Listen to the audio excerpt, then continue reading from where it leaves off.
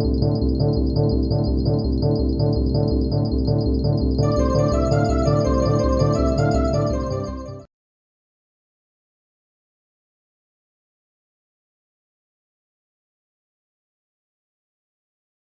este segundo día de ciclo de conferencias das quintas xornadas sobre o Entroido de Galiza, que organizamos todos os anos da Sociedade Antropolóxica Galega coa colaboración do Concello de Pontevedra a Concellería de Festas.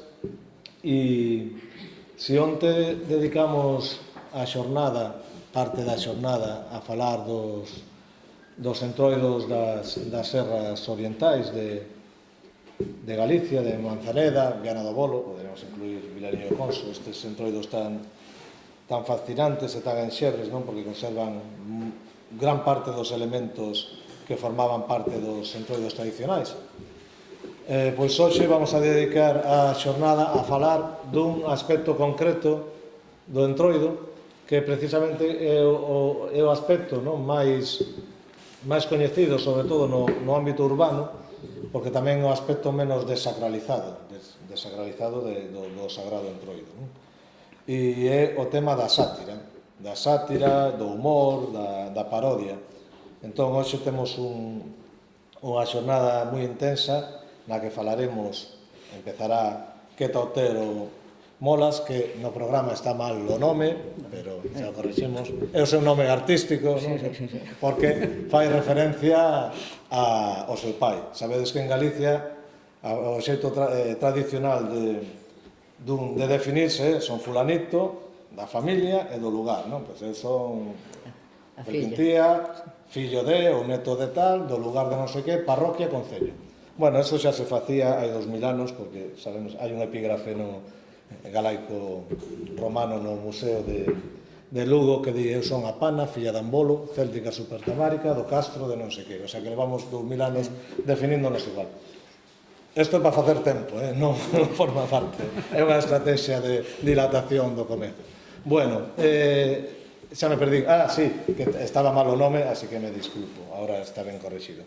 E vai nos falar da historia do Carnaval de Marín, que ten, o Entroido de Marín ten un aspecto moi interesante e a vez, para a xente que non está metida no mundo do entroido, un pouco descoñecido, porque temos a idea de que esas comparsas, esos grupos de musicais e satíricos que agora todo o mundo coñece por Cádiz, é algo típico, as chirigotas e andaluzas, pero aquí hai unha tradición moi grande, máis de 100 anos, como nos vai explicar Queta, porque o seu pai tamén era unha das persoas responsables de manter vivo esta tradición.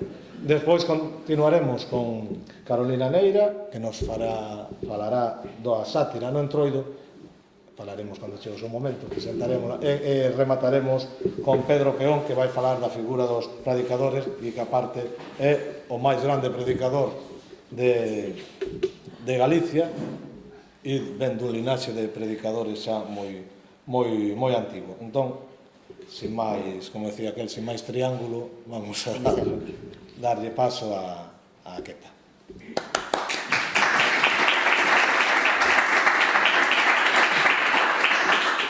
Boa tarde.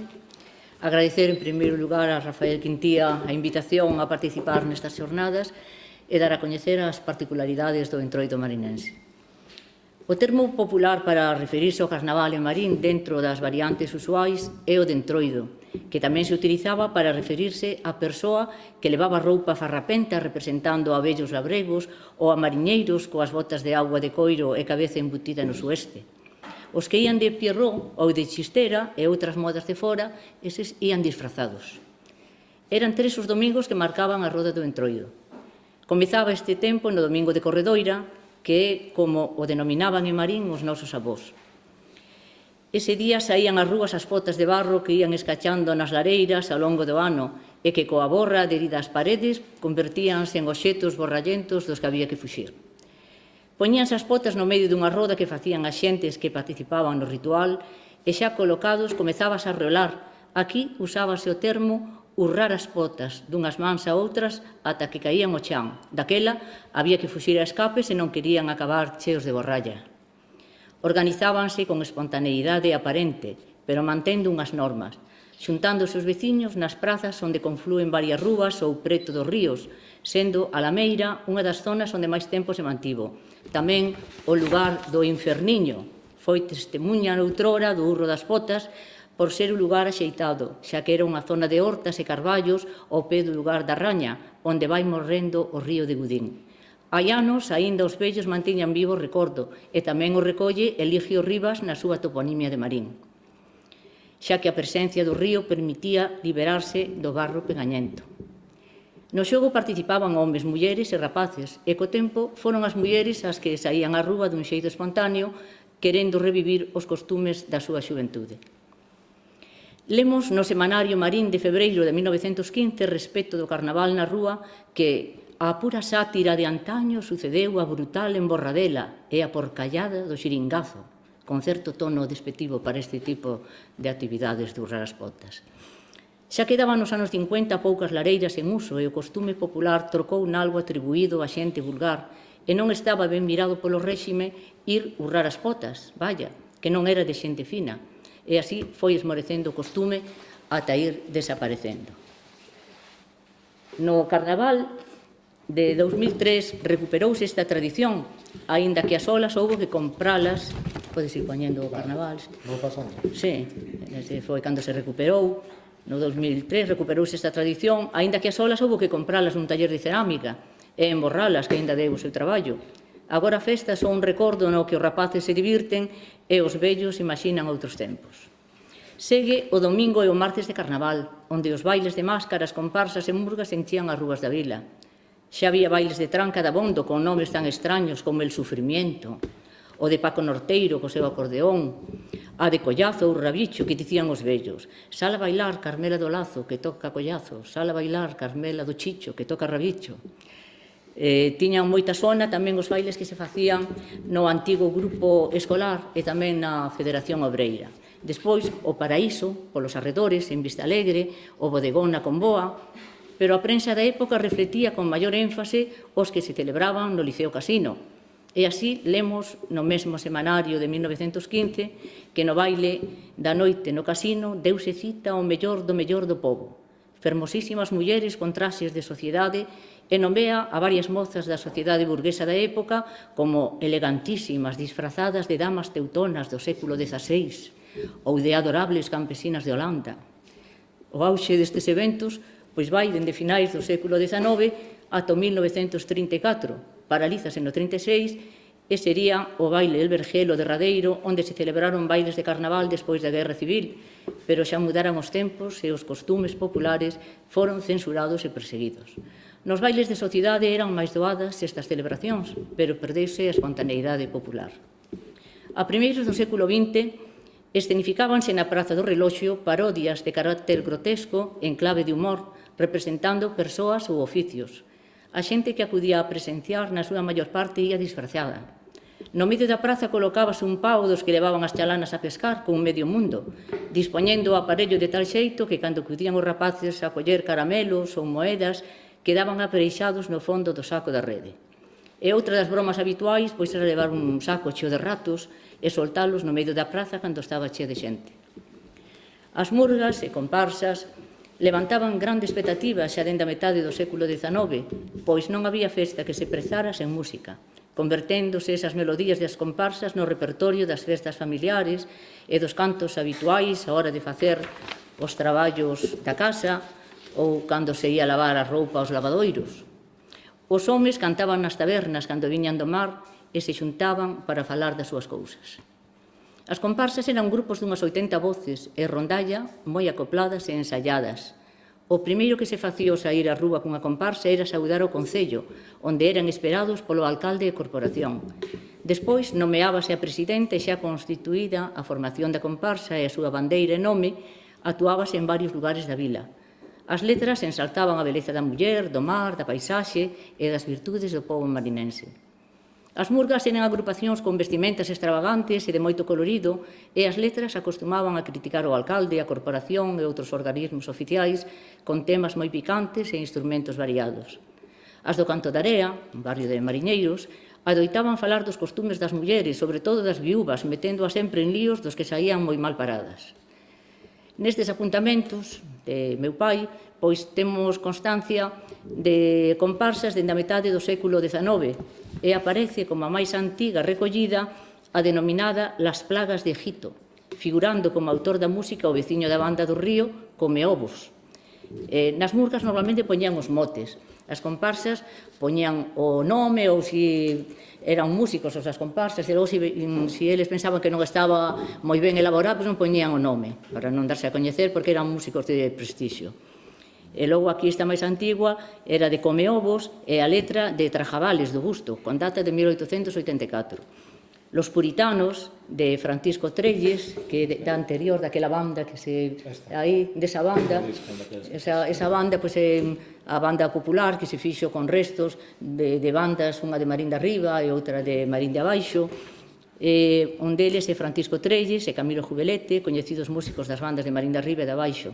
Esos fixeron a comparsa Los Puritanos do 1887. Los Eruditos, de Fermín Martínez, Los Próceres, de Justo Navás, en 1892, Los Faroleros, con música de Rusinache, veciño da Calzada, e letra de Juan de Alaxe, que era un popular gaiteiro de Marín.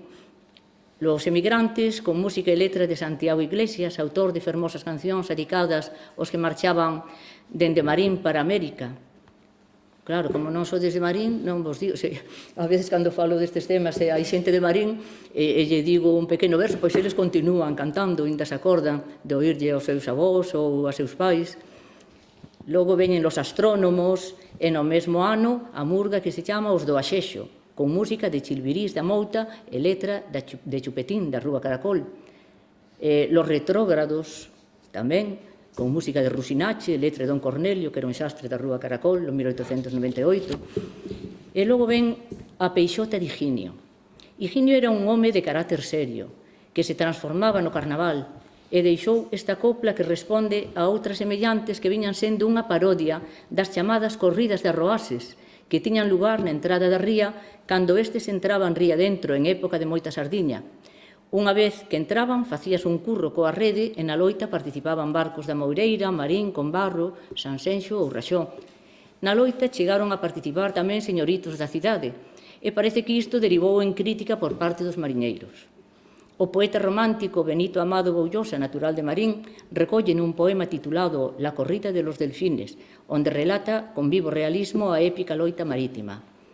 Fuertes arpones, los robustos brazos, cual lanzas de batalla unos blandean, otros de relucientes anchas dagas armadas tienen las robustas diestras. E logo, a modo de parodia, Higinio narra no seu poema a loita entre unha peixota xigante e os mariñeiros, e unha das estrofas de: Atención pido, señores, silencio, vou explicar os estragos que causou esta peixota no mar. E veñen estrofas falando dos berros e a encarnizada loita entre mariñeiros e a fera. As dornas eran de Ons, as chalanas de Marín, con tres famosos polveiros, Jorán, Vicentona e Quintín, que eran polveiros moi coñecidos. Trouxeron o de remolque ata Peirao de Marín e estaba xa esperando o prático e máis o peringundín. Seguen estrofas describindo as bondades da graxa do animal das que facía caramelos don Pedro Catalá, coñecido boticario da vila, e remata dicindo que a peixota xa descansa para toda eternidade na barriga do Xorxo, Pescadilla e outros máis. Seguen Los Demócratas, con letra do gran Sabas Catá. Hai un personaxe, ese Sabas Catá, autor de diferentes semanarios que sufriu persecución e peche dos seus xornais hasta que acabou emigrando a Cuba, onde morreu. A música da comparsa é de Ricardo Rosales, debe estar por aí, na sesión anterior, ese Ricardo Rosales, que dirixiu a banda popular, aquela banda que saiu antes, durante 23 anos, deixando unha estela gloriosa para a música en Marín. Comezo o século XX con Los de las Témporas, con letra de Piringundín, aquel polveiro do que falamos antes, da Banda do Río. Los Hijos de Barrabás, un tal Cachuso, tamén da Banda do Río. No mesmo ano salen Los Maleteros, con música de Ramón da Xouba, Los Filarmónicos, de Gabriel Osada, con música de Antonio Iglesias, co coñecido retrouso que ainda cantan os maiores, vamos cada día de mal en peor, de mal en peor. Do mesmo ano é tamén a comparsa do xa mencionado Ricardo Rosales cun coro de xeiteiros e traineiros, coa muiñeira do Chas Borraschás, e a novidade da introdución do galego nas coplas máis populares de carácter tradicional, un galego culto, e letras cunha elaborada crítica social no que respeta a loita da traíña e do xeito. E do mesmo autor son a Las Marinenses, unha danza ao estilo das comparsas de época que reproduce aquilo de blancas niñas, sueño de amores, de esbelto talle, de blanca tez. Outra copla en galego, que debe estar por aí a continuación, que titula Muiñeira, que, aínda que trata dunha viúva que intenta refacer a súa vida, o mozo resultoulle un bon lagarteiro que deixou a viúva sen cartos nin amor. Como non podía ser de outro xeito a pretensión dunha muller naquela época, e logo que tuvera outro desenlace que non fora este, non? Tan fatal. Así que, mellor non intentalo, xa nos poñían aí. Seguen as reivindicacións de Ricardo Rosales no 1906 co coro de xeiteiros e conserveiros, coa polémica de se hai que medir o peixe por caixóns ou por cestas, que foi unha polémica encarnizada entre os conserveiros e os peixeiros. E na comparsa hai dous coros que representan ambos colectivos e remata logo cun alegro final entre os conserveiros e os xeiteiros. Seguen moitas murgas, como son Los Negritos. Non hai un ano entre 1887 que empezamos en que non houbera algunha murga, comparsa, Los Negritos, Los Cautivos de Felipe Paz Carvajal, que é un músico que non é de Marín, de moita zona en Galicia, pero debía ser amigo de Rosales, de Ricardo Rosales, e tamén participou cunha comparsa.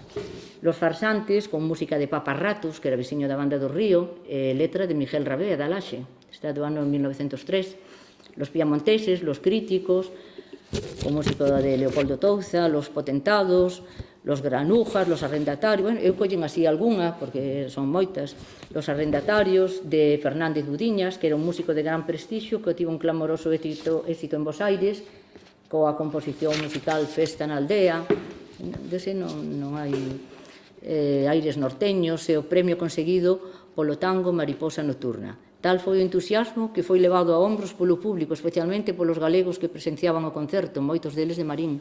Alá morreu en Bos Aires e aquí quedaron os ecos da súa música. Do mesmo ano temos Los Futbolistas, La Loca Juventud, Los Tránfugas, con música de Viascón, Las Solteronas, de Rosales e Secundino Lorenzo, que estaban sempre. No 1914, Emiliano Rosales Barca, coñecido por Manduca, pola famosa comparsa que segue a liña das loitas de mariñeiros con monstros, que neste caso é o peixe Manduca, do que reproduce algúns versos. Despois de darlle morte, várano no muelle vello, mais non saben darlle nome a xentes de máis talento, pero un tal José Carocas, que é un bravo merluceiro, que sen saír para o mar pesca merlusas en seco, berra con voz moi potente. Señoras e caballeros, este peixe que aquí ven e que nome non lle deron, chámase peixe Manduca, aunque nos libros de texto non encontrarán aunque o busquen, mais o que lles digo é certo. E na barriga encontraron este grande documento que, escrito en tinta de choco, dicía: recibe peixe Manduca o que a miña graxa coma. Verase o punto libre de dolores de cabeza, neuralxias e neurastenias, específico infalible contra os dolores de muelas. E aquí termina o relato desta historia verdadeira que ocorreu en Marín, provincia de Pontevedra. O casar Manduca instalouse en Bueu e ali continuou ata a súa morte, tamén sendo un personaxe do carnaval.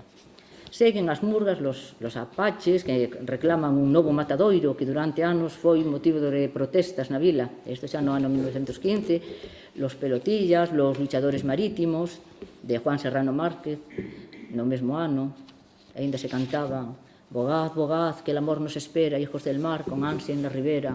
Ruda es la vida del pescador, siempre surcando los mares de la ilusión, con unha música tamén moi elaborada. Segue Ricardo Rosales, Os Rebeldes, que nos seus versos repiten aquilo de «Oh, Pontevedra, vas a morir si no te hacen el puerto en tu marín». E respecto ao alumeado público, outros versos tan actuais. Un negocio cierto es el de la luz, que el vecino paga y se hace la cruz, al ver que tolera nuestra autoridad que la empresa abuse de manera tal. Seguen Las mendigas del amor, Los sufragistas, Los carteristas, seguimos no 1918, Los avilladores del Cepelín, Los intransigentes, Los irreductibles, dos mesmos autores, con Marín, pueblo infeliz, Marín siempre será, maldita la lombriz, maldita enfermedad. O que hambre produce, qué barbaridad, de los presupuestos comen la mitad. Marín, pueblo...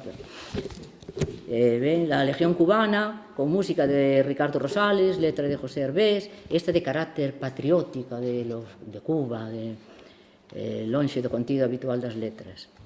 Seguen as murgas, os carosas, con letra de Ráñame nas costas, veciño da Rúa do Forno, los dandis, los mozos del pueblo, los murmuradores, unha murga de Estribela do 1921, que se anunció para Marín un muelle, un rompeolas, también en el sufrimiento se comen muchas centollas, o sea, o sufrimiento era aquel baile con críticas ás modas femeninas xa.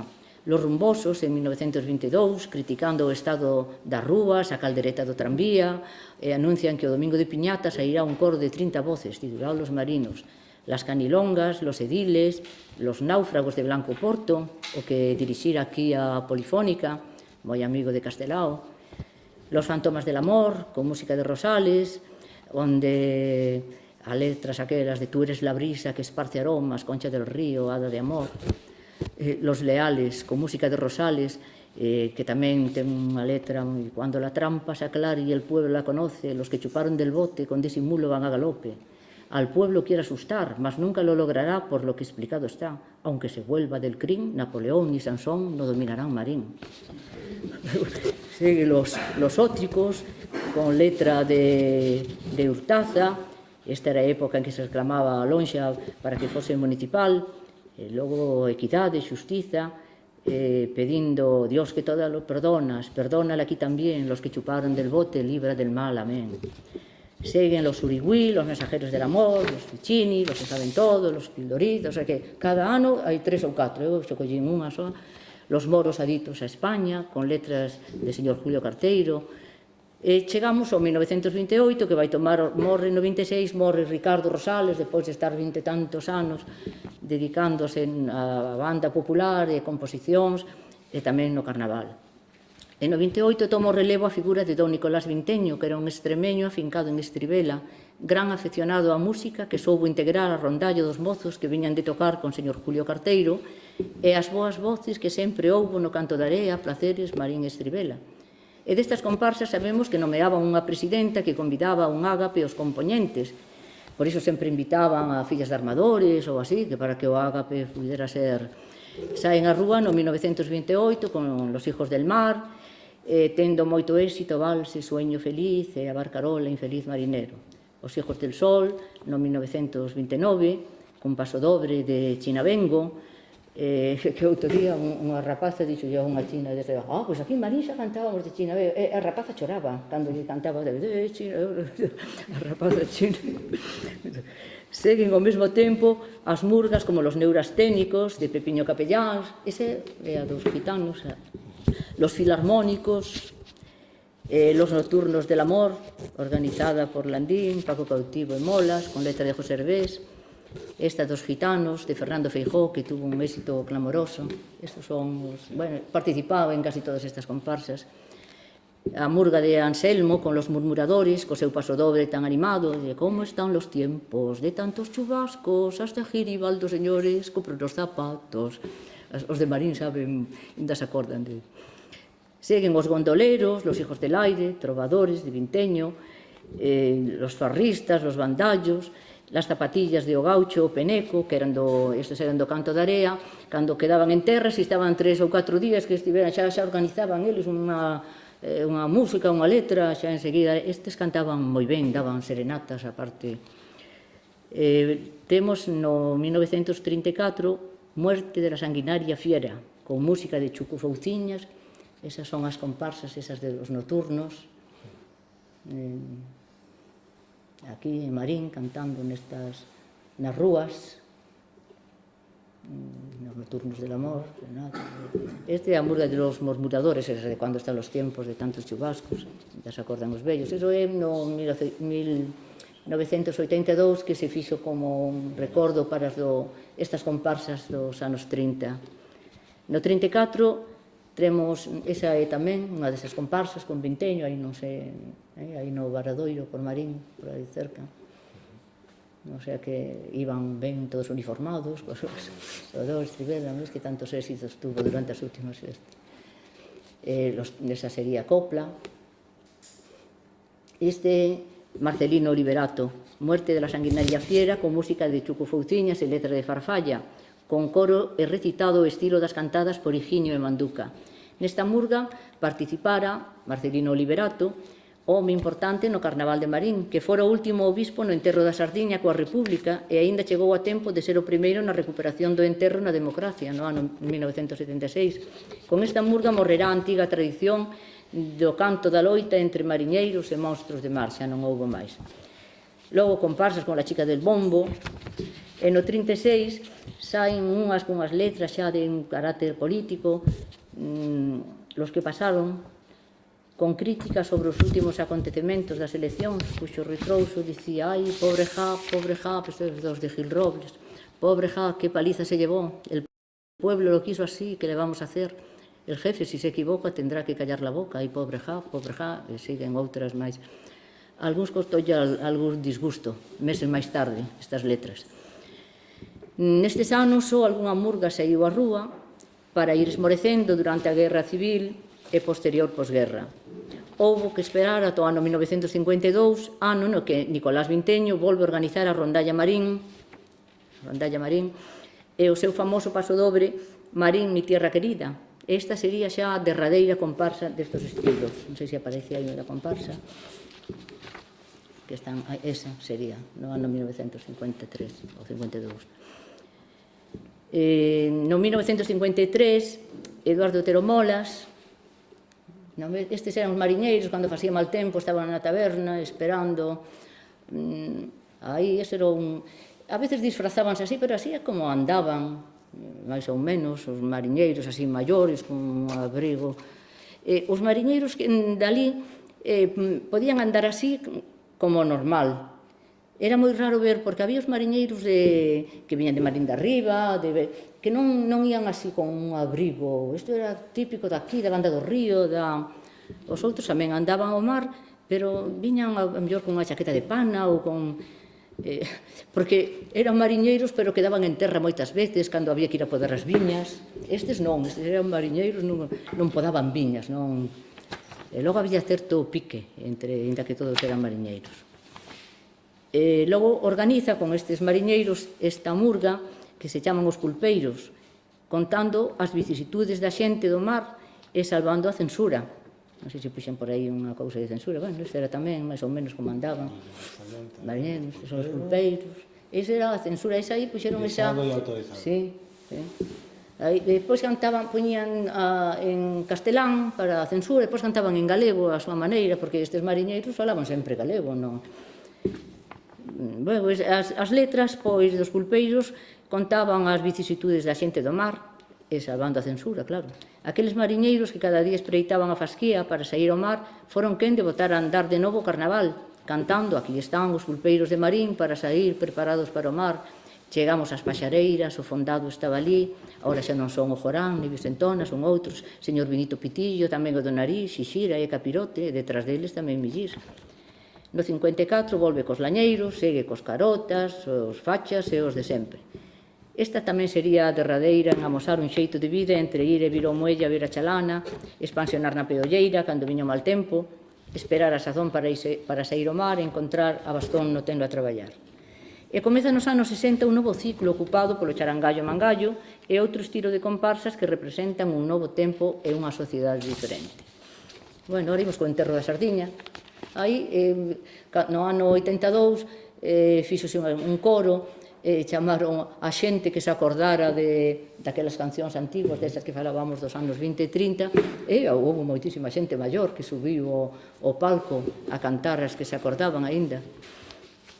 Bueno, o enterro, algunha xente que tiña guardada na casa do ano 22 de la Legión Cubana, pois sacou a bandeira tamén para...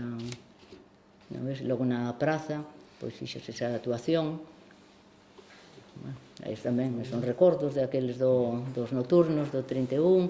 Este é un personaje do enterro da Sardiña, que non era aí en donde, pero fixo esa foto. O enterro da Sardiña gozaba de gran popularidade dende o século XIX, con letanía xenuína e himno que se mantén ata hoxe.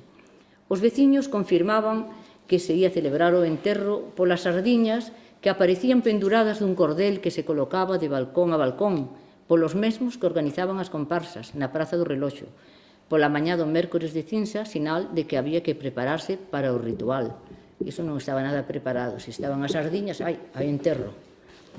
En riba das escaleiras do reloxo se imaginaban, non? Imaginaban que, como era o día, que en riba das escaleiras do reloxo colocábase un bocoi que había ser o estrado onde se acomodaría o pregoeiro. Hai constancia de personaxes de relevo para este cometido. Secundino Lorenzo, moi ligado ao carnaval e veciño da praza, coincide no tempo con Higinio Pateiro, que despois de ler con moito boato a letanía do enterro da Sardiña, tamén o faría no Vía Crucis de Semana Santa, que transcurría polas vellas rúas da vila, con moito recollemento. Higinio de mañán cedo ensaiaba o seu sermón. A noitiña chegaba a comitiva á praza despois de percorrer as rúas cubertos con sabas, candeas acendidas, facendo oscilar os caldeiros nos que meteran breas, herraduras e cordas vellas cunha fumeira e cheiro insoportables. Entre catro traía unha padiola con farois nos 4 ángulos, de papel branco, e nun pequeno ataúde moi empiriquitado viña a xacente sardiña. Ao chegar á praza, atestada de xente, comezaba Higinio. Vexo que este ano hai pouca cera nesta confraría. Calade, bichuchos, a ver se pensades que estades na praza. E comezaba a letanía. Quita o calzón, viste o calzón, que será de nós, que faremos nós? Pater canis meus, comerá con nobis, espíritu vino lagareus, beberemos nobis, Santa Sardiña, Santa Gerlarenquis, Santa Virgo Lura, comeredes vos, Regina Rodavallum, comeremos nós, e así toda a letanía, as cousas boas, comeredes vos, e as outras comeremos nós. Esta letanía é a mesma que repetimos dende 1895, cada mércores de cinza. Despois, desaparecía Higinio dentro do bocoi, volvía a aparecer, esparexendo coa palma dunha vasoira sobre o público un líquido fedorento.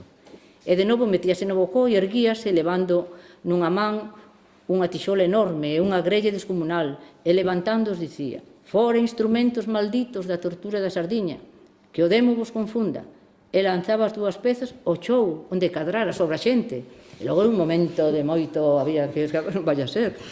E de seguido depositaba a sardiña no ataúde e organizábase a comitiva seguida de todo o público ata chegar ao peirao, e unha vez ali tirabas a sardiña ao mar entre os lallos das choronas.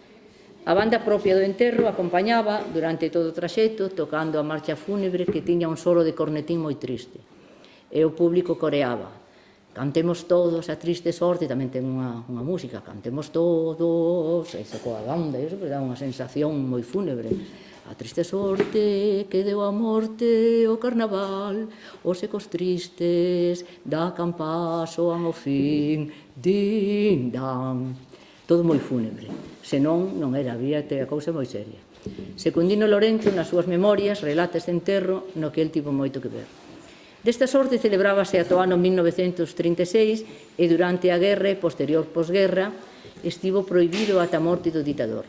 Sería Marín unha das vilas que ao final do franquismo recuperou este popular enterro que levantou grande expectativa en toda a bisbarra.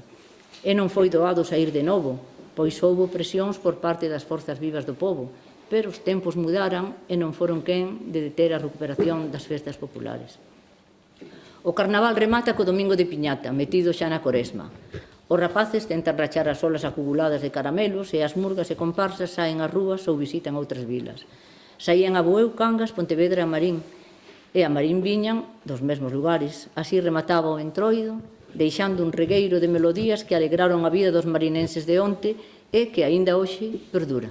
Moitas grazas.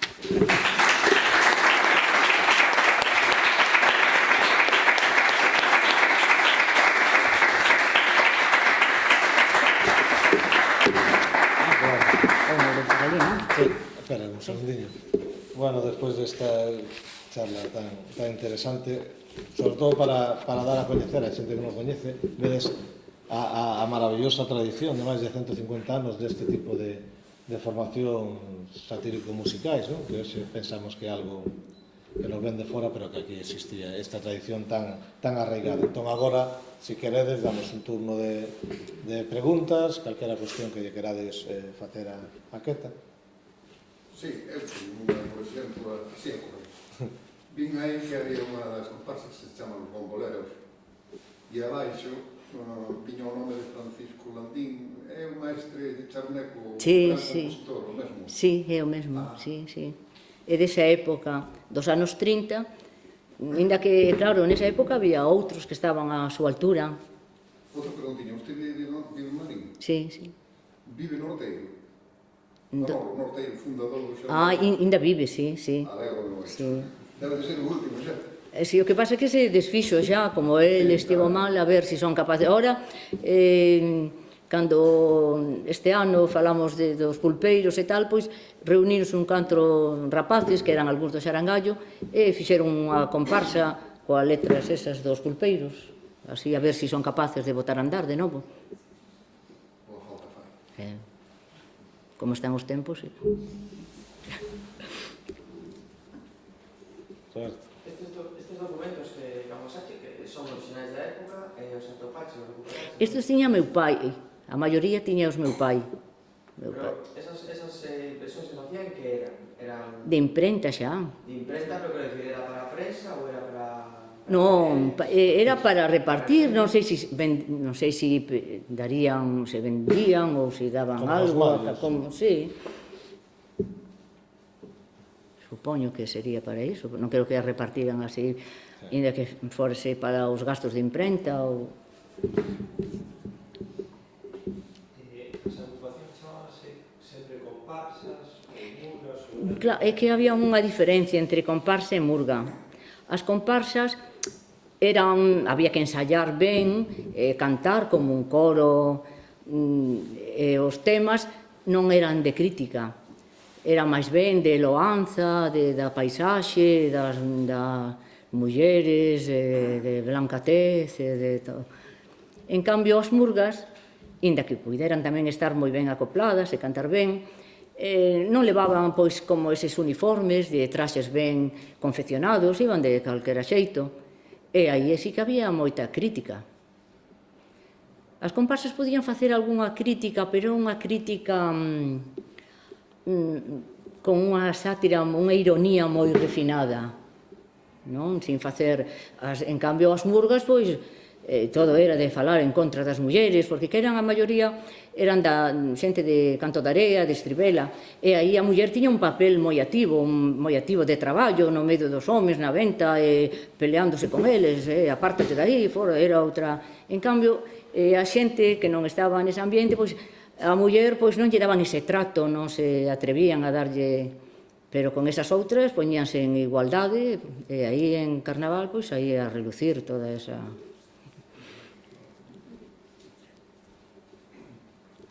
Alguna cuestión? Escribir no lago, de verdade que é unha reflexión. Está publicado isto? Non, iso vou facendo eu, vou aumentando coas cousas de meu pai, collendo algo de prensa antiga que reflite algo disto, falando con xente bella e así, e voulle engadindo cousas.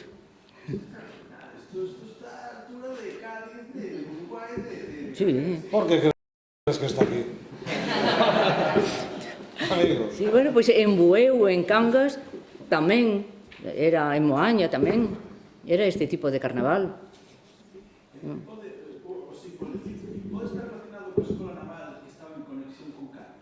Bueno, a Escola Naval é do 43, e isto xa ven do 1800, eu penso que en Marín tamén había, antes da Escola Naval, pois había o tiro naval, estaba a base naval, había... pero non sei se ven por aí. Igual yo levamos nos a Cádiz. Claro, o que igual, non sei se... Será normal, as cousas tenden a ir para baixo, así. Claro, o que había en Marín eran moitos cataláns das fábricas de conserva, entendes? De salgadura. Había así, había, claro, polo tráfico de barcos, pois había consulados, había xente de fora, pero había como unha burguesía xa establecida na vila, pero, bueno, os da burguesía facían esas comparsas máis elaboradas e despois os mariñeiros facían as murgas así máis mordaces. Hai un tema interesante que comentou que nas crónicas de final de 1800 había como unha tendencia, se había como que a burguesía quería aproveitar, apropiarse un pouco do entroido, pero refinalo, non? Levalo aos salóns, quitaro dos xogos, este tipo de cousas máis populares. O de urrar as potas, eu ainda recordo nos anos 50, as mulleres que saían, pois eran mulleres así, destas mulleres de moito empaque, que traballaban ao mellor no carbón, ou que as outras mulleres non estaba ben visto.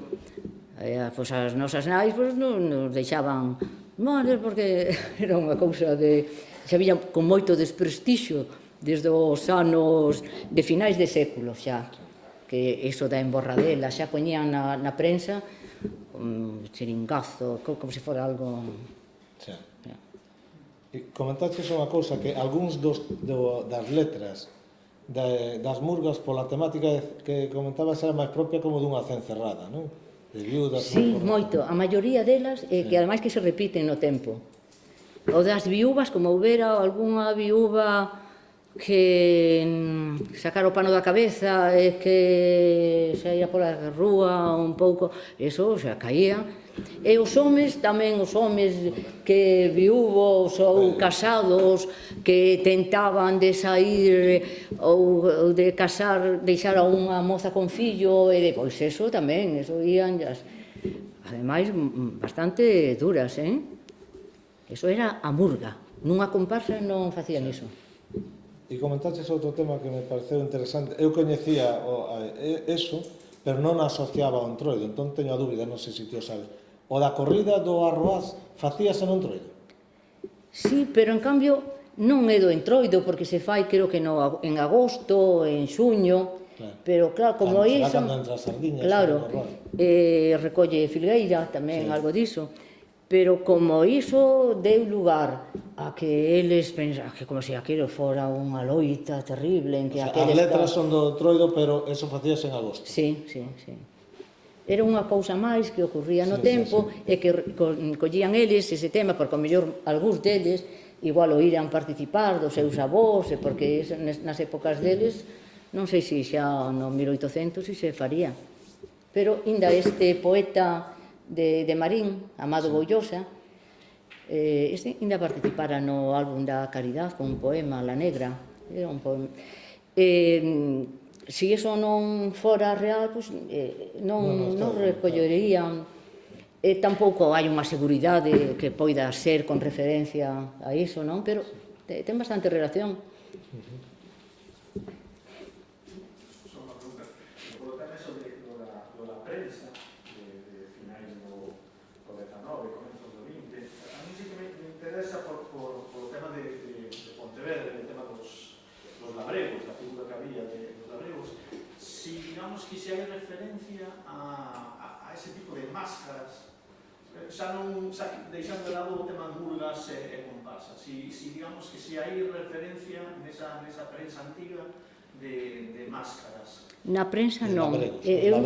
Non encontrei na prensa, pero sí recordo que meu pai, cando éramos rapazas, pois para meterse ao mellor con nós, que éramos, pois a forma de disfrazarse, pois era así, como se fora un labrego.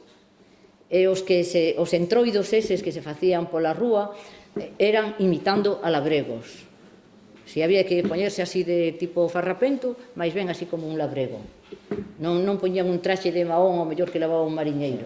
E despois sei que pola zona de, bueno, Loira ainda de Marín, pero despois xa tamén en Bueu, que hai a denominación que tiña, os vascalleiros, non? Sí. Si a Marín chegaba tamén esa denominación. Non, polo menos non teño recollido.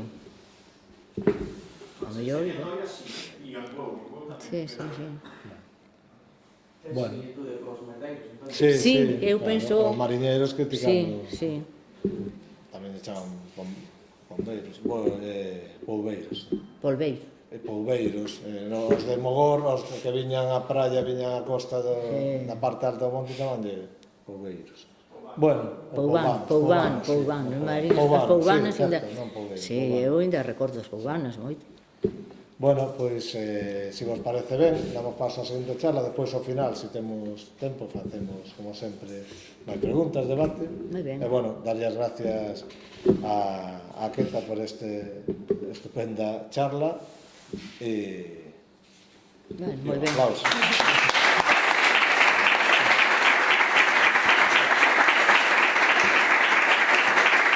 Foi moi parecido, non?